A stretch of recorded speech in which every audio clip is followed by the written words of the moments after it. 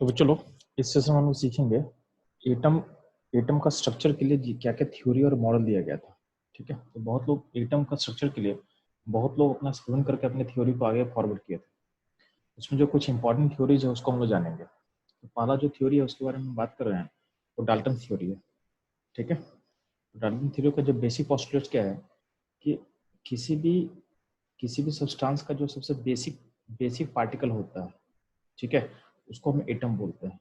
ठीक है, मतलब उसको फर्दर तुम उसको ब्रेक नहीं कर सकते। तो एटम क्या होता है, किसी भी सब्सटेंस या एलिमेंट का सबसे स्मॉलेस्ट पार्टिकल होता है। ठीक है, इसके इनके अकॉर्डिंग क्या था कि एटम को ना ही तुम क्रिएट कर सकते हो ना ही तुम डिस्ट्रॉय कर सकते हो। इसका मतलब अगर तुम अभी तुम मोल कॉन्सेप्ट सीखोगे पीओसी का, पीओसी का मतलब होता है प्रिंसिपल ऑफ एटम कंजर्वेशन। तो किसी भी केमिकल रिएक्शन में एटम हमेशा क्या होता है, कंजर्व होता है, यानी एटम कभी डिस्ट्रॉय नहीं होगा। तो कहने के डाल्टन थ्योरी से ही का ही आउटकम है, तुम ये बोल सकते हो आप। ठीक है, ये एटम कभी भी डिस्ट्रॉय नहीं होता है केमिकल रिएक्शन में। केमिकल रिएक्शन इसलिए बोल रहे हैं क्योंकि एटम डिस्ट्रॉय हो सकता है कब, अगर आपका रिएक्शन न्यूक्लियर हो। आप लोग पढ़ोगे न्यूक्लियर रिएक्शन में मास मास कंज्यूम होता है और मास एनर्जी में ट्रांसफर होता है, तो वहां पे आपका एटम कंज्यूम हो सकता है, एटम कंज्यूम होगा वहां पे। ठीक है, इसलिए यहाँ पे केमिकल रिएक्शन बोलना जरूरी है। इतना क्लियर रहेगा।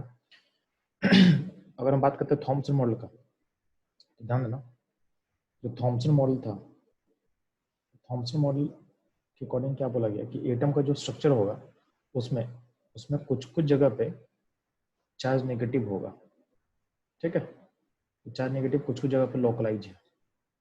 जो चार्ज पॉजिटिव होगा वो पूरे हर जगह फैला रहेगा, मतलब पूरे सिस्टम में फैला रहेगा। तो ब्लू कलर जो है चार्ज पॉजिटिव को रिप्रेजेंट कर रहा है, और जो रेड कलर है कहीं के पॉइंट्स पर चार्ज नेगेटिव को रिप्रेजेंट कर रहा है। ठीक है, इसमें क्या है कि नेगेटिव और पॉजिटिव जो चार्ज का जो वैल्यू है वो बोला गया बराबर होता है, वो बोला गया है बराबर होता है, यानी जितना पॉजिटिव होगा उतना ही क्या होगा, चार्ज नेगेटिव होगा। तो थॉमसन मॉडल का एडवांटेज क्या था, ये आपको एक्सप्लेन करता है electro neutrality, electro electro neutrality, neutrality मतलब आपका जो एटम होता है वो इलेक्ट्रो न्यूट्रल होता है, उस पर चार्ज क्या होगा, बैलेंस होगा। ठीक है, इसका बेसिक मतलब यही था, इसका बेसिक मतलब यही था। आपके जो आपके नोट्स में देखोगे तो आपके नोट्स में उसको अच्छे से जो एक्स्ट्रा पॉइंट्स है उसको मैंने डाल दिया है, तो उसको आप देख सकते हो। आपको जो एक्स्ट्रा पढ़ना है मैंने बेसिक थिंग डिस्कस कर दिया है, बाकी आप देखोगे डाल्टन थ्योरी में सारा पॉइंट्स है, इसको आप रीड कर सकते हो अपने हिसाब से। ठीक है, इसको ऑलरेडी आप क्लास 8 9 में भी इसको पढ़े होगे, इसको देख लेना एक बार। सिमिलरली थॉमसन मॉडल भी आप लोग 9th क्लास में पढ़ चुके होगे। थॉमसन मॉडल में क्या था, तो थॉमसन मॉडल में आप या तो उसको बोल सकते हो वाटरमेलन मॉडल बोल सकते हो। ठीक है, या तो प्लम पुडिंग मॉडल बोल सकते हो। ठीक है, इसमें चार्ज नेगेटिव क्या होता है, लोकलाइज होता है, और चार्ज पॉजिटिव क्या होगा, चार्ज पॉजिटिव पूरे स्फीयर में फैला हुआ रहेगा। तो ये था। अब थॉमसन मॉडल का ड्रॉबैक क्या हो सकता है।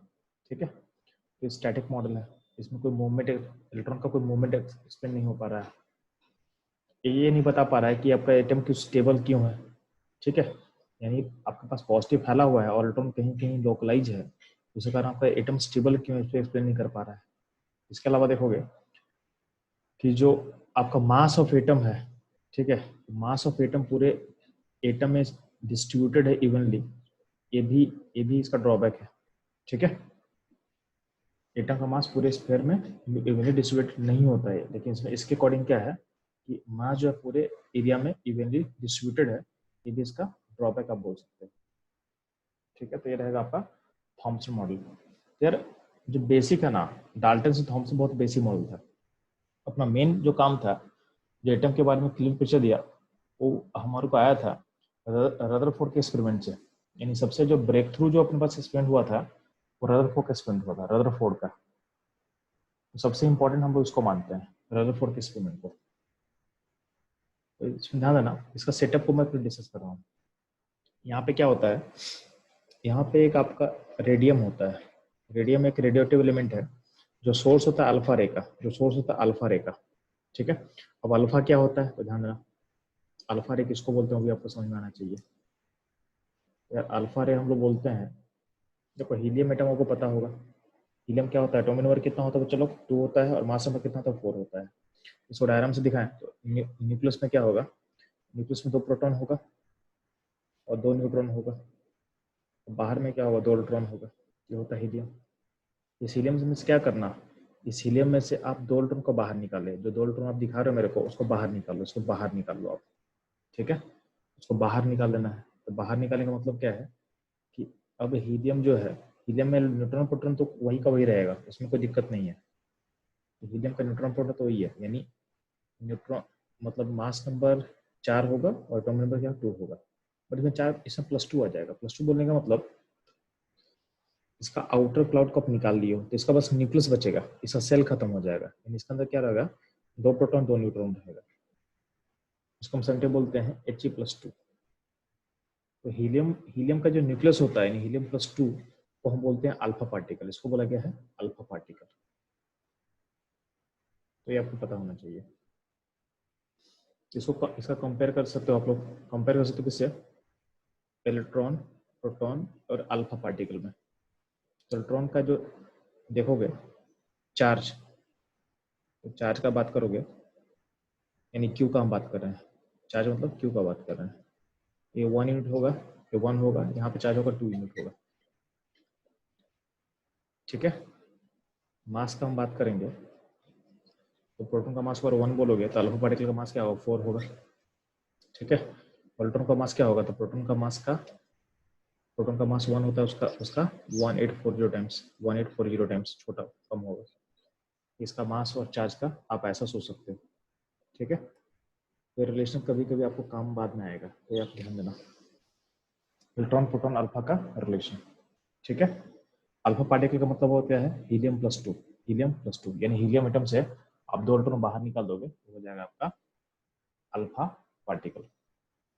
इस रदरफोर्ड के एक्सपेरिमेंट में आप लिए क्या हो, एक एलिमेंट लिए हो रेडियम, ठीक है। तो जो एलिमेंट आप रेडियम लिए थे, इस यहाँ से क्या हो रहा है, यहाँ से आपका अल्फा रे निकल रहा है, ठीक है। अल्फा मतलब हीलियम का प्लस, ये अल्फा मतलब ये इसका पार्ट निकल रहा है। तो यहाँ पे एक नहीं निकलेगा ना, यहाँ बहुत ज्यादा निकलेगा, यहाँ पे बहुत ज्यादा निकलेगा, ठीक है।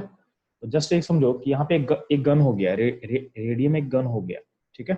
रेडियम बोल रहे हैं, रेडॉन एक गन की तरह काम कर रहा है, ठीक है। और यहाँ से जो अल्फा पार्टिकल बुलेट्स की तरह हो गया, जो वहां से निकल रहा है, वहां से निकल रहा है।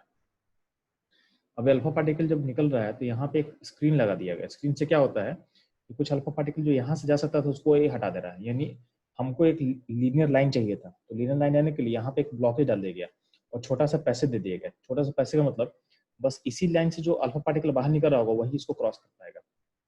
तो अगर यहाँ से ओपनिंग से कुछ अल्फा पार्टिकल इस तरह से निकलेगा, वो सारा ब्लॉक हो जाएगा, वो सारा ब्लॉक हो जाएगा। तो जो लीनियर लाइन से निकलेगा अल्फा पार्टिकल वही यहाँ से क्रॉस कर पाएगा। तो यहाँ से हम देख सकते हैं कि यहाँ पे एक लीनियर लाइन से अल्फा रे निकल रहा है, यानी अल्फा रे मतलब हीलियम का पार्टिकल निकल रहा है, हीलियम का +2 पार्टिकल निकल रहा है।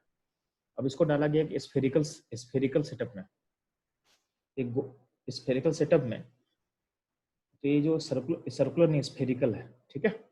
इस स्फेरिकल सरफेस में कि अंदर का पार्ट, अंदर का जो पार्ट है ना, अंदर का पार्ट बना हुआ था ZnS से, ये पार्ट बना होता है, यानी अंदर का जो लेयर बना हुआ है बना हुआ है ZnS से।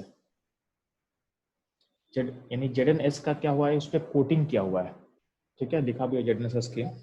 ये क्या होता है, ये फ्लोरोसेंट होता है। इसका मतलब क्या है, जब भी ZnS अल्फा पार्टिकल कोलाइड करेगा ना तो उसमें एक लाइट आएगा, मतलब एक स्पार्क होगा, ये समझोगे आप। ZnS के स्क्रीन पे जब भी अल्फा पार्टिकल टकराएगा तो वहां पे आपको स्पार्क दिखेगा, ठीक है। तो यार अल्फा पार्टिकल तो आपको अब अल्फा पार्टिकल को देख नहीं सकते हो, बट आपको स्पार्क दिखेगा। तो जहां स्पार्क दिखेगा वहां पर समझ में आ जाएगा कि यहाँ पे कॉलिजन हो रहा है, वहां पे कॉलिजन हो रहा है, ठीक है। तो ZnS का लेयर देने का मतलब है कि आपका स्पार्क दिखेगा। स्पार्क दिखा तो आप बता सकते हो कि यहाँ पे मेरा कॉलिजन हो रहा है, यहाँ पे मेरा एटम में कॉलिजन हो रहा है, ठीक है। तो इसलिए ZnS का स्क्रीन दिया गया था। अब होता क्या है, अब इसके बीच में एक गोल्ड का बहुत पतला सा लेयर होता है, मतलब इस स्फीयर का जो डायमेट्रिकल प्लेन है वहां पे गोल्ड का पतला सा सरफेस लिया गया है, ठीक है। इन थिन गोल्ड फॉल लिया गया है, ठीक। ये था आपका सेटअप, ये था आपका सेटअप। अब ध्यान देना, इस सेटअप को समझ में आ गया तो ध्यान दो इसमें हुआ क्या था। तो रदरफोर्ड को एक्सपेरिमेंट करने में लग गया था 50 घंटा। पहले हम बात कर रहे हैं, रदरफोर्ड को एक्सपेरिमेंट करने में काफ़ी टाइम लगा था। मतलब हमको एक्सपेरिमेंट बहुत ईजी दिख रहा है, बट ऐसा ईजी नहीं हुआ था। ठीक है, क्योंकि हमको एटम के बारे में कुछ नॉलेज नहीं था। ठीक है, तो रदरफोर्ड इस तरह का सेटअप क्रिएट किया, और क्या किया वो, यहाँ जो है, यहाँ बैठ के वो अल्फा पार्टिकल के नंबर को कंट्रोल कर रहा था। मतलब इस सेटअप में से आप अल्फा पार्टिकल पर सेकेंड को आप कंट्रोल कर सकते हो। मतलब पर सेकेंड ये कितना अल्फा पार्टिकल रिलीज करेगा, इसको आप कंट्रोल कर सकते हो। तो स्टार्ट हो किया कि पहले क्या कि अल्फा पार्टिकल का नंबर को रखा 1, यानी 1 अल्फा पार्टिकल पर सेकेंड। ठीक है, 2 अल्फा पार्टिकल पर सेकेंड, मतलब उसको कैलिब्रेट करते चला गया। तो वो क्या देख रहा था कि जैसे जैसे अल्फा पार्टिकल का नंबर 1 2 3 कर रहा है, तो आपका स्पार्क यहाँ पे हो रहा है, यहाँ पे, ये जो पॉइंट मार्क कर रहा हूँ, यानी जस्ट यहाँ से अल्फा पार्टिकल गया और इसको क्रॉस करके यहाँ पे जाकर स्पार्क दिख रहा था। मतलब आपका गोल्ड फॉइल को क्रॉस कर जा रहा था। तो ऐसा लग रहा था कि गोल्ड फॉइल का जो बैरियर है वो बैरियर नहीं है, उसको आराम से क्रॉस कर जा रहा है। ठीक है, तो स्पार्क यहाँ जस्ट अपोजिट में यहाँ दिख रहा था, यानी स्ट्रेट लाइन में ही उसको दिख रहा था स्पार्क। तो ये अल्फा ऐसे करते करते करते तो जब 5000 अल्फा पार्टिकल पर सेकेंड पहुंचा, ठीक है, तो उसको दिखा कि आपका स्पार्क यहाँ भी आ रहा है, यहाँ भी आ रहा है, यानी आपका जो लाइन है उसका डेविएशन स्टार्ट हो रहा है। ठीक है, यानी 1 अल्फा पार्टिकल पर सेकेंड, 2 अल्फा पार्टिकल पर सेकेंड से करते करते जब 5000 अल्फा पार्टिकल पर सेकेंड तक रीच किया, तो उसको दिख रहा है कि उसको उसके में डेविएशन होना स्टार्ट हो रहा है, डेविएशन होना स्टार्ट हो रहा है। ठीक है, और जैसे जैसे करते करते जब 20,000 पहुंचा, 20,000 अल्फा पार्टिकल पहुंचा पर सेकेंड, तो उसको दिख रहा है कि उसके उल्टा में, मतलब तुम भेजे यहाँ हो और तुमको लाइट यानी स्पार्क यहाँ दिख रहा है, यानी यहाँ पे कॉलिजन हो रहा होगा। ठीक है, तो ये उसका पूरा का पूरा ऑब्जर्वेशन था। अब इस ऑब्जर्वेशन को करने में, इस ऑब्जर्वेशन करने में उसको लग गया था 50 घंटा लगातार, यानी 50 घंटा लगातार बैठ के इसको किया था। ठीक है, तो सबसे ज़्यादा जो एक्सटेंसिव एक्सपेरिमेंट किया गया था रदरफोर्ड किया था अपने टाइम में। इसके आगे भी हम लोग पढ़ेंगे, बोर्स पढ़ेंगे, बोर्स मॉडल। बोर्स मॉडल कोई नया मॉडल नहीं है, बोर्स रदरफोर्ड का स्टूडेंट था। तो रदरफोर्ड का जो मैक्सिमम जो पॉइंट्स है उसको मिल चुका था, तो बोर्स उसको मॉडिफाई किया था बस। ठीक है, तो मेजर कंट्रीब्यूशन मेरे हिसाब से हमेशा रहेगा रदरफोर्ड के एक्सपेरिमेंट, यानी एटम के अंदर क्या होने वाला है मैक्सिमम जो हम अभी तक हम लोग जानते हैं वो रदरफोर्ड के थ्रू आया हुआ है। ठीक है, तो ये आप ध्यान दोगे तो ये सारा आपके पास एक्सपेरिमेंट है। अब इसका एक एनालॉजी आपको ड्रॉ करते हैं, मतलब आखिर रदरफोर्ड का जो एक्सपेरिमेंट है वो हमको क्या सोचने में मजबूर कर रहा है। इसका एनालॉजी आप देखोगे तो उसको हम ऐसा सोच सकते हैं, जैसे मान ले हम बेसिकली एनालॉजी का बात कर रहे हैं कि आखिर रदरफोर्ड एक्सपेरिमेंट को किस तरह से एनालॉजी ड्रॉ कर सकते हैं। तो ध्यान देना, इसका एनालॉजी अगर आप ड्रॉ करोगे इसको, तो आप एक ऐसा सिचुएशन एज्यूम करो कि आप एक क्रिकेट या फुटबॉल फील्ड में चले गए हो। ठीक है, तो आपको एक क्रिकेट फील्ड में भेज दिया गया है।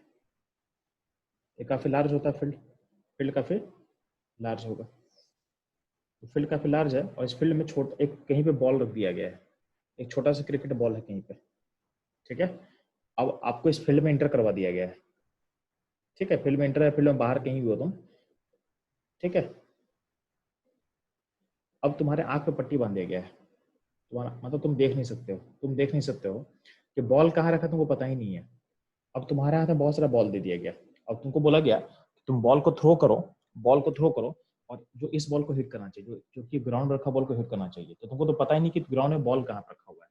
ठीक है, तो तुम अपने मर्जी से बॉल फेंकना स्टार्ट करोगे। तो तुम्हारे पास तुमको ये फ्रीडम दिया गया है कि तुम कितना ही बॉल पर सेकंड फेंक सकते हो, और तुम्हारे पास इतना पॉसिबिलिटी है तो बॉल को पर सेकंड कितना ही फेंक सकते हो। तुम पहले अगर मान लो तुम बॉल फेंकोगे 1 बॉल पर सेकंड, फिर 2 बॉल पर सेकंड, यार 1 बॉल पर सेकंड फेंकोगे तो तुम कहीं फेंक सकते हो। तो 1 बॉल पर सेकंड में इस बॉल को हिट करने का जो प्रोबेबिलिटी है बहुत कम होगा। फिर आप 2 बॉल पर सेकंड फेंकोगे, 3 बॉल पर सेकंड फेंकोगे, 4 बॉल पर सेकंड फेंकोगे।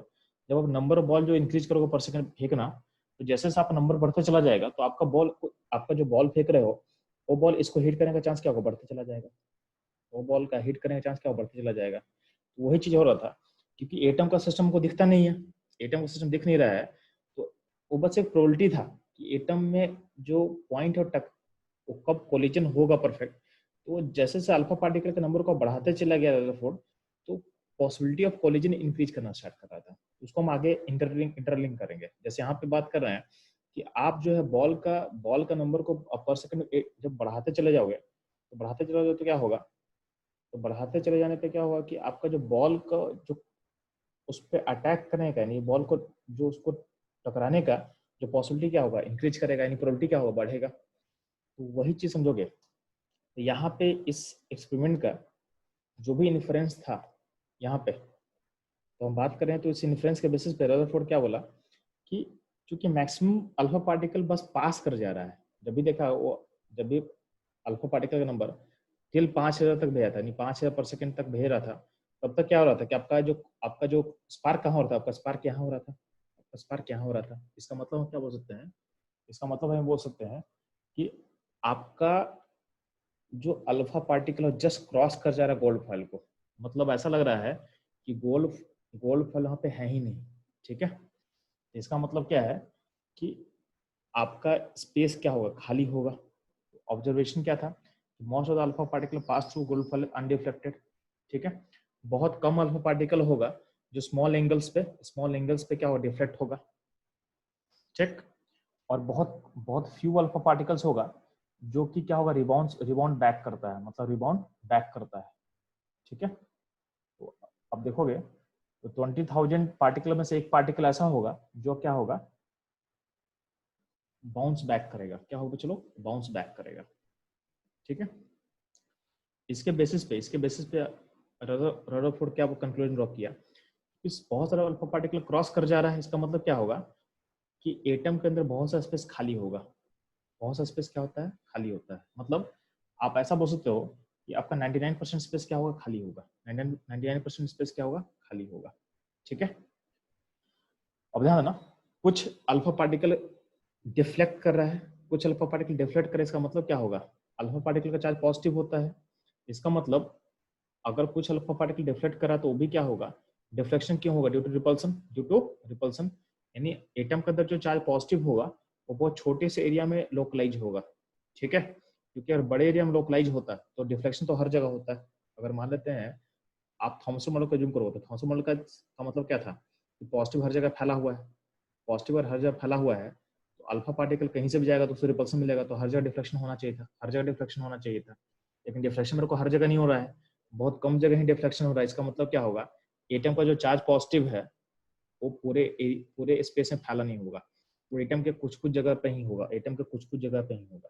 ठीक है, तो एटम के एक छोटे से एरिया में, छोटे से स्पेस में चार्ज पॉजिटिव होगा, उस एरिया को या उस स्पेस को हम बोलते हैं न्यूक्लियस। उस स्पेस को बोला गया है न्यूक्लियस बोला गया है। ठीक है, अब ध्यान देना, तो इसको आप ऐसा समझ,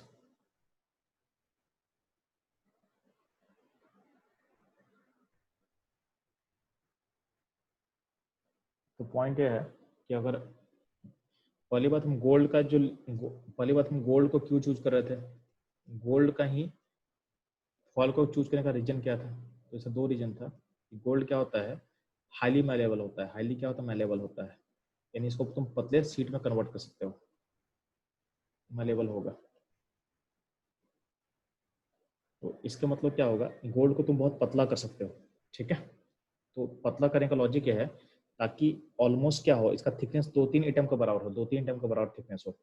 तो गोल्ड का फॉल का बात कर रहे हैं तो आपका जो एटम का अगर देखेंगे तो ये देखो, एक एटम को हम ऐसे सोच रहे हैं, तो एटम का स्पेस अगर ऐसा सोचा गया तो एटम आपस में टच कर रहा है, और इसका सेंटर पे, यहाँ सेंटर पे न्यूक्लियस है, यहीं चार्ज पॉजिटिव है। बाकी स्पेस क्या है, बाकी स्पेस खाली है, बाकी स्पेस क्या खाली है। तो ये आपका एटम का स्ट्रक्चर ऐसा होता होगा। ये रदरफोर्ड का इमेजिनेशन था, जो कि काफी हद तक सही है। यानी चार्ज पॉजिटिव कहाँ होगा, ये न्यूक्लियस में होगा।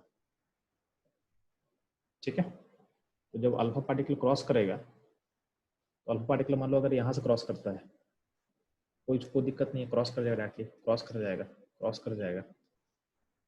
ठीक है, प्रॉब्लम कब होगा, जब अल्फा पार्टिकल इस पॉजिटिव के पास से गुजरेगा।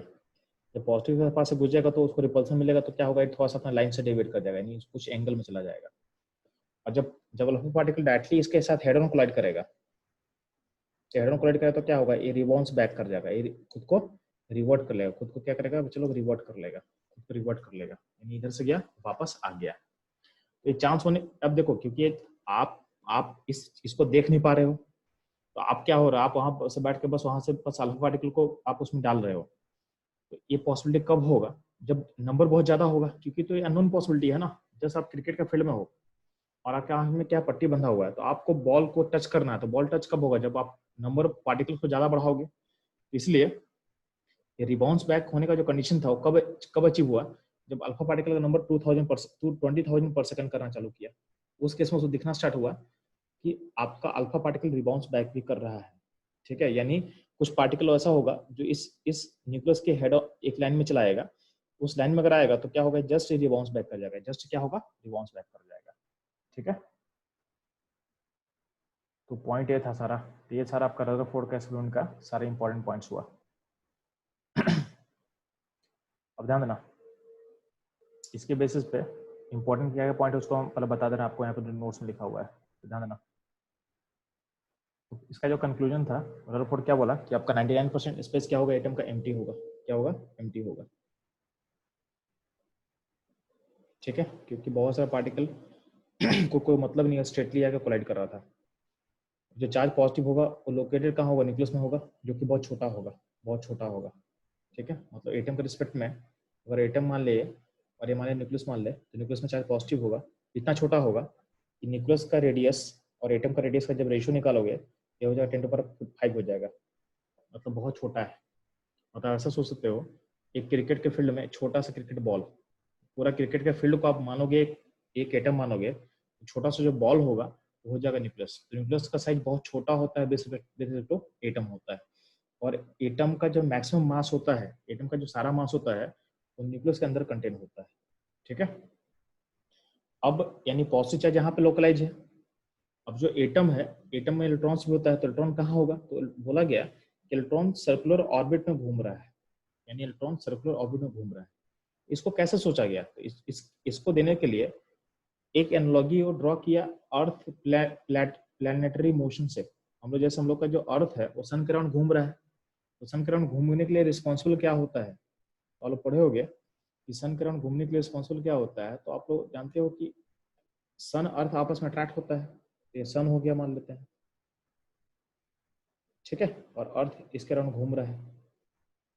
तो बोला गया है कि इस यहाँ पे बेसिकली एक अट्रैक्शन फोर्स होता है, जिसको बोलते हैं सेंट्रीपिटल फोर्स बोलते हैं। तो जो फोर्स ऑफ अट्रैक्शन है वही अर्थ को मूव करने का क्या होता है, स्पीड देता है। कहीं इसको घूमने पे क्या होता है, सर्कुलर यानी सर्कुलर ऑर्बिट में घूमने के लिए रिस्पॉन्सिबल होता है। ठीक है, तो इसी एनालॉजी, यानी अगर मान लेते हैं कोई अगर कोई सेंट्रल फोर्स उसको अट्रैक्ट करेगा, तो पार्टिकल क्या हो सकता है, पार्टिकल अपने ऑर्बिट में घूमेगा। ठीक है, तो पार्टिकल अगर कोई सर्कुलर ऑर्बिट में घूम रहा है तो उसका वेलोसिटी अगर भी मानते हैं, तो यहाँ पे एक एक्सेलरेशन होता है। एक्सेलरेशन क्या होता है चलो, तो v²/r, ये उसका एक्सेलरेशन होता है। ठीक है, तो आप ऐसा बोल सकते हो कि जो फोर्स ऑफ अट्रैक्शन है वो मास इंटू एक्सेलरेशन का बराबर होगा। ठीक, अब एक्सेलरेशन का वैल्यू क्या है, तो v²/r है। अब ऐसा बोल सकते हो कि ये होगा मास इंटू v²/r, आप बोल सकते हो। जो फोर्स ऑफ अट्रैक्शन होगा उसको आप mv²/r बोल सकते हो। ठीक है, इवन इसको आप लोग पढ़े होगे सर्कुलर, आप लोग फिजिक्स पढ़े होगे, तो अगर सर्कुलर पढ़े होगे मोशन, तो उसमें आप लोग इसको जानते होंगे ये v²/r क्या हम बात कर रहे हैं। तो v² बेसिकली क्या है, सेंट्रीपिटल एक्सेलरेशन है। तो किसी भी सर्कुलर मोशन में, किसी भी सर्कुलर मोशन में एक्सेलरेशन आता है। ठीक है, तो ये हो गया सन और अर्थ का सिस्टम। तो ये सिस्टम को क्या बोला रदरफोर्ड कि मान लेते हैं अगर कोई चार्ज होगा, तो चार्ज के बीच का जो फोर्स होता है उसको बोलते हैं कोलम्बिक फोर्स। ठीक है, इस कोलम्बिक फोर्स का वैल्यू क्या होता है, तो वैल्यू होता है k³ Q2/r²। ठीक है, अगर चार्जर लाइक होगा, अगर चार्जर क्या होता है बच्चे लोग, चार्जर लाइक होता है तो ये रिपल्सन की तरह काम करेगा, ये रिपेल करेगा। और चार्जर अगर अनलाइक होगा तो क्या होगा चलो, ये अट्रैक्ट करता है, क्या होता है चलो, ये अट्रैक्ट करता है आपस में। ठीक है, तो अगर इसको अगर आप देखते हो लाइक और अनलाइक पे, तो ध्यान देना आपका एटम में न्यूक्लियस में क्या है, न्यूक्लियस में आपका प्रोटॉन है, यहाँ पे जेड प्रोटॉन बात करते हैं, और वो बाहर में क्या इलेक्ट्रॉन घूम रहा है, बाहर में क्या इलेक्ट्रॉन घूम रहा है। तो अगर इसका अगर देखोगे तो प्रोटॉन इलेक्ट्रॉन का चार्ज क्या होता है, आपस में अनलाइक होता है, आपस में क्या अनलाइक होता है। इसके बीच में अगर इसको बोल दे Q, इसको बोल दे Q1, इसको बोल दे Q2, तो दोनों में एक अट्रैक्शन फोर्स है। इस अट्रैक्शन फोर्स को हम क्या लिख सकते हैं K Q1 Q2 by are square लिख सकते हैं। Q1 के बदले आप क्या रिप्लेस कर सकते हो, तो Q1 के बदले आप रिप्लेस करते हो ZP को। यहाँ पे Z बस नंबर ऑफ प्रोटॉन है और P क्या है, P है प्रोटॉन का एक प्रोटॉन का चार्ज है, तो ZP हो गया Q1। Q2 क्या हो सकता है, इलेक्ट्रॉन लिख सकते हो आप, Q2 का प्रोटॉन लिख सकते हो बाई आर स्क्वायर, तो क्या आपका फोर्स का वैल्यू। इस फोर्स का वैल्यू का, ये फोर्स का जो वैल्यू है यही रिस्पॉन्सिबल होगा इस इलेक्ट्रॉन के मोशन के लिए। इस फोर्स ऑफ अट्रैक्शन को आप इक्वेट कर सकते हो मास ऑफ इलेक्ट्रॉन इनटू उसका वेलोसिटी बाय आर। ठीक है, यहाँ पे जो वी स्क्वायर बाय आर है वो हो गया सेंट्रीपिटल एक्सेलरेशन, जो कि इलेक्ट्रॉन के मोशन को मिल रहा है, इलेक्ट्रॉन के मोशन को अब दे रहे, यानी इलेक्ट्रॉन का मूवमेंट से मिल रहा है। तो ये जो फोर्स ऑफ अट्रैक्शन जो है प्रोटॉन और इलेक्ट्रॉन के बीच में, वही इलेक्ट्रॉन को सर्कुलर ऑर्बिट में घूमने के लिए रिस्पॉन्सिबल है। तो इसको यही समझाया गया यहाँ पे आपको है। तो यही चीज यहाँ पे देखोगे आपके नोट्स में समझाया हुआ है कि इलेक्ट्रॉन कहाँ है, तो इलेक्ट्रॉन बेसिकली आपको मूव कर रहा है सर्कुलर ऑर्बिट में। कहाँ मूव कर रहा है, चलो सर्कुलर ऑर्बिट में। ठीक है, इलेक्ट्रॉन मूव कर रहा है आपका सर्कुलर ऑर्बिट में। अब जो इलेक्ट्रोस्टैटिक इंटरेक्शन फोर्स है बिटवीन पॉजिटिव मतलब न्यूक्लियस का जो पॉजिटिव है, एंड नेगेटिव मतलब इलेक्ट्रॉन्स, पॉजिटिव मतलब प्रोटॉन, ये दोनों के बीच का जो इलेक्ट्रोस्टैटिक इंटरेक्शन है वही प्रोवाइड करता है सेंट्रीपिटल एक्सेलरेशन। इसका मतलब जो K Q1 Q2 bye are square का जो फोर्स था वही mass of electron into v square by r का फोर्स मिल रहा है उसको। ठीक है, जिसका भी हम बात किए थे। तो इलेक्ट्रॉन का जो सर्कुलर मोशन में घूमने के लिए रिस्पॉन्सिबल क्या है, तो प्रोटॉन का जो अट्रैक्शन फोर्स उस पर है वही उसके घूमने के लिए रिस्पॉन्सिबल है। ये एनालॉजी रदरफोर्ड कहाँ से ड्राइव किया था, तो प्लैनेटरी मोशन से ड्राइव किया था। उसको दिख रहा था कि सन के अराउंड जैसे प्लैनेट मूव करता है उस तरह से क्या होगा, इलेक्ट्रॉन जो होगा प्रोटॉन के अराउंड मूव कर सकता है, प्रोटॉन के अराउंड घूम सकता है। ठीक है, ये एनालॉजी उसको प्लैनेटरी मोशन से मिला था। तो इतना आप सोच सकते हो। तो रदरफोर्ड के बेसिस पर हम लोग इतना सारा चीजों को हम लोग सोच सकते हैं, यानी इतना सारा चीज हम लोग को मिल सकता है। ठीक है, अब देखोगे तो सारी डिटेल्स यहाँ लिखा हुआ सेम चीज, तो थ्योरी के फॉर्म में है, जो अभी हम लोग बात कर रहे थे वो सारे चीज आपको यहाँ दिया मिलेगा। ठीक है, तो ये जो हम लोग सारा बात बोले उसी यहाँ दिया हुआ है। इसमें एक्स्ट्रा पॉइंट आप याद रखना कि किसी भी न्यूक्लियस का रेडियस होता है ना, ये आपके लिए काम का चीज है, ये आपको फिजिक्स से पढ़ना होगा, केमिस्ट्री में इसका रोल बहुत कम होता है। तो किसी भी न्यूक्लियस का रेडियस ऑफ न्यूक्लियस को आप लिख सकते हो some constant into mass number का पावर 1/3। इसे मैं रिपीट कर रहा हूँ, वो भी रेडियस ऑफ न्यूक्लियस होगा उसको आप लिख सकते हो some constant r naught into mass का पावर 1/3, ये आप लिख सकते हो। ठीक है, ये आप यहाँ से लिख सकते हो। इससे एक और चीज हम ड्राइव कर सकते हैं कि न्यूक्लियस का डेंसिटी कांस्टेंट होता है, density of nucleus is constant. तो ध्यान देना, इसमें हम लोग एक और चीज अपने ऐड कर सकते हैं। क्या ऐड कर सकते हैं, चलो, तो density of nucleus is constant, density of nucleus is constant, यानी ये किसी पर डिपेंड नहीं करेगा। इसको कैसे प्रूफ करेंगे, तो ध्यान देना, रेडियस ऑफ न्यूक्लियस क्या होता है, तो रेडियस ऑफ न्यूक्लियस जो होगा वो आर नोट मास का पावर 1/3 होगा। ठीक, अब ध्यान देना, डेंसिटी किसी भी डेंसिटी आप कैसे निकालते हो, तो डेंसिटी निकालते हो मास बाय वॉल्यूम। तो न्यूक्लियस का डेंसिटी का मास क्या होगा, उसको आप ए बोल सकते हो, और वॉल्यूम क्या होगा, तो 4/3 उसका रेडियस आर क्यूब। ठीक है, और आर के बदले आप क्या पुट कर सकते हो, आर के बदले इसको पुट कर सकते हो। उसे जब पुट करें तो क्या होगा, यहाँ ए होगा, नीचे 4/3 होगा, और आर क्यू करो तो क्या होगा, आर नोट का पावर क्यू हो जाएगा, और यहाँ पे ए हो जाएगा, ए और ए कैंसिल हो जाएगा, अल्टीमेटली क्या होगा 3/4 आर नोट का पावर क्यूब, ये हो जाएगा डेंसिटी। तो डेंसिटी का देखोगे वैल्यू क्या होगा, कांस्टेंट आपको दिख रहा होगा 3/4 आर नोट, और आर नोट क्या है, एक कांस्टेंट वैल्यू है, आर एन क्या है, कांस्टेंट वैल्यू है। इसका मतलब क्या बोल सकते हैं कि आपका जो न्यूक्लियस डेंसिटी होगा वो क्या होगा, कांस्टेंट होगा। ठीक है, तो यहाँ पे ऐसे बनाया नहीं हुआ है, बट आप लोगों को मैं बोल चुका हूँ कि आपसे पूछेगा कोई कि किसी भी न्यूक्लियस का डेंसिटी क्या होता है, सेम होता है कि अलग होता है, तो कोई एटम कोई भी हो, न्यूक्लियस का डेंसिटी क्या होगा, हमेशा सेम रहेगा। ठीक है,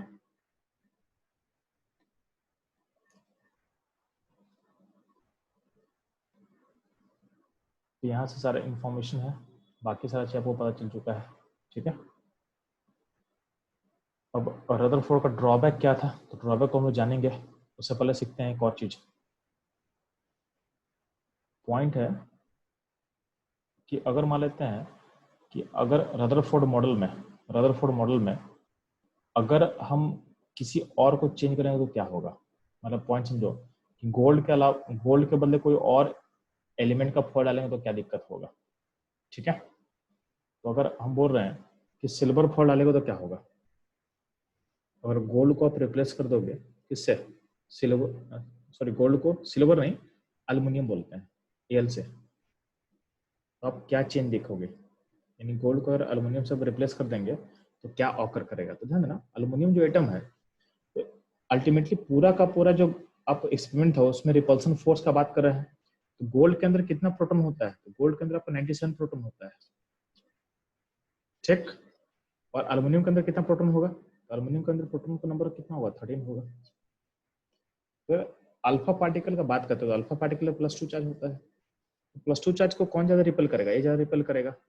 ठीक है, 97 प्रोटॉन ज्यादा रिपेल करेगा, तो गोल्ड का जो न्यूक्लियस होता है उसमें उसमें 97 प्रोटॉन होगा, और जो एल्युमिनियम का जो प्रोटॉन होगा 13 प्रोटॉन होगा। तो अगर मान लेते हैं कि आप एल्युमिनियम फॉयल से अगर रिप्लेस करते हो और ऐसा कोई क्वेश्चन पूछता है आपसे कि अगर गोल्ड फॉयल को आप एल्युमिनियम फॉयल से रिप्लेस करोगे तो क्या ऑकर करेगा, तो ध्यान देना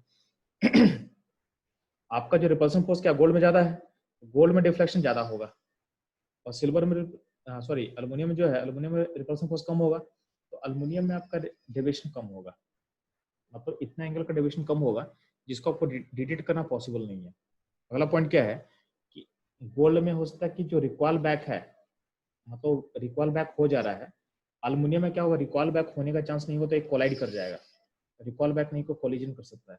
ठीक है, तो इसमें आपका डेविएशन कम होगा, प्लस रिकॉल बैक का जो पॉसिबिलिटी है वो भी घटेगा। तो कहीं ना कहीं आपका जो एक्सपेरिमेंट है उसको इजीली देखना किससे पॉसिबल है, तो इजीली देखना पॉसिबल है जब आपका प्रोटॉन नंबर ज्यादा होगा। अगर प्रोटॉन नंबर घटाओगे तो रिपल्सन फोर्स कम होगा, तो डेविएशन भी कम होगा, रिकॉल बैक का चांसेस भी क्या होगा, डिक्रीज करेगा। ठीक है, प्लस क्या होता है कि गोल्ड सबसे ज्यादा मेलेबल है, उसमें हम पतला जितना आपका लेयर पतला होगा, इन थिन शीट होगा, उतना आपका एक्सपेरिमेंट बेटर होगा, क्योंकि आपको अल्टीमेटली आप पर एक एटम देखना चाहते हो ना, अगर आपका अगर थिकनेस बड़ा हो जाएगा ना तो आपका एटम का नंबर बहुत ज्यादा हो जाएगा, मतलब एटम का थिकनेस अगर ज्यादा करते जाओगे तो आपके एक्सपेरिमेंट में क्या होगा, हिंड्रेंस होगा, मतलब आपका जो अल्फा पार्टिकल जो इन करेगा वो कहीं ना कहीं टकरा कर रुक जाएगा। तो जितना पतला थिकनेस होगा उतना क्या होगा, उतना आपका एक्सपेरिमेंट बेटर होगा। तो गोल्ड को चूज करने का रीजन है क्या, मैलेबल है, प्लस क्या है उसका प्रोटॉन का नंबर 97 है, जो कि काफी ज्यादा एडवांटेज देता है। अगर एल्युमिनियम का लेयर को तुम पतला भी कर दोगे तो उसका प्रोटॉन नंबर चूंकि बहुत कम होगा, तो आपका एक्सपेरिमेंट का जो ऑब्जर्वेशन है उसको डिटेक्ट करना था मुश्किल हो जाएगा, डिटेक्ट करना क्या होगा, मुश्किल हो जाएगा, क्योंकि रिपल्सिव फोर्स का वैल्यू क्या होगा, घट जाएगा। ठीक है,